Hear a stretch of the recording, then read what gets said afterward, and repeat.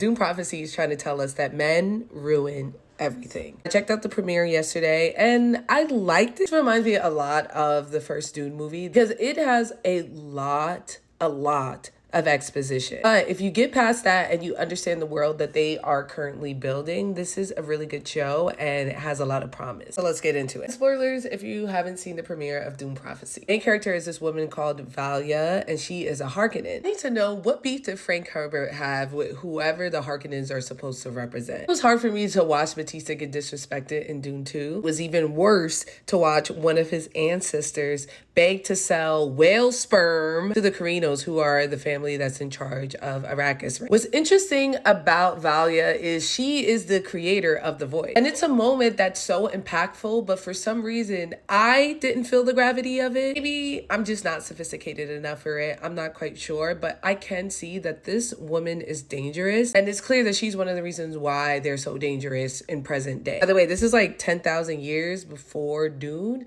And that's important. I found the most compelling parts, not just learning about why she is important, but about the AI war that they have. I've seen a lot of people talk about how there's no technology in Dune or like how it's outlawed. But from what I can tell, it's not technology, it's AI. And that's really important, especially what the current climate is and how we're interacting with AI. I think Mark Strong is a compelling leader. He doesn't seem to be in the know the way that Oscar Isaac was in the Dune film. It's clear that he's definitely under the influence of his personal Bene Gesserit. I'm sorry, they're called the Sisterhood right now. The most interesting thing about the Sisterhood is that they highlight how powerful religion can be without oppression. The Sisterhood kind of function like a religion, like they remind me of nuns, but they have total and complete sexual freedom. And they are also encouraged to be ambitious, to strive for more. As someone who went to Catholic school her entire life, this was a new way of looking at religion and all of the possibilities of like what nuns could be doing right now. The dangers of a group of women not suffering from the patriarchy, devoting their lives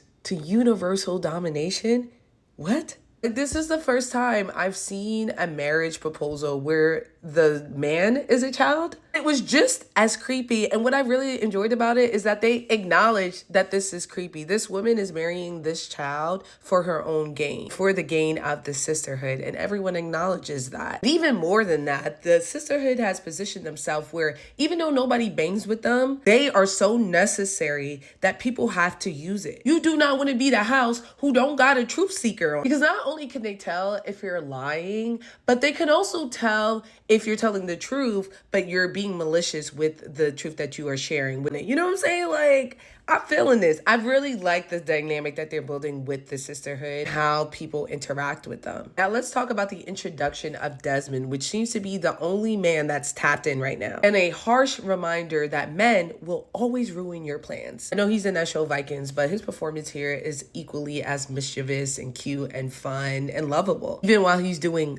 vow thing, like he's doing unspeakable acts at the end of this episode. But it's clear that he understands that the sisterhood is not an organization that should gain power, and he's here to stop that. And I like that about him. In just 2 kills, he was able to set back their plan, release their very tiny grasp on the throne. Obviously, we see their plan is gonna like play out because we know Paul Atreides is gonna pull up. That's 10,000 years down the line. I wonder what that timeline looks like if he didn't intervene now. And I'm sure he's gonna do even more to stop the progression of what they want. Honestly, I'm rooting for him. I love women. I love women's rights. I love women's wrong. But I don't like the protagonist enough to support the genocide that she's essentially planning. So for that reason, I'm gonna have to give my alliance to Desmond for this one episode, but we'll see how things progress throughout the series. That being said, once you get past the heavy exposition, the show is pretty good and is setting up for a lot of juicy moments that I'm interested to see. I'm gonna go ahead and give this episode 3 out of 5 Frankie Flames. It's visually stunning, just a little boring for me.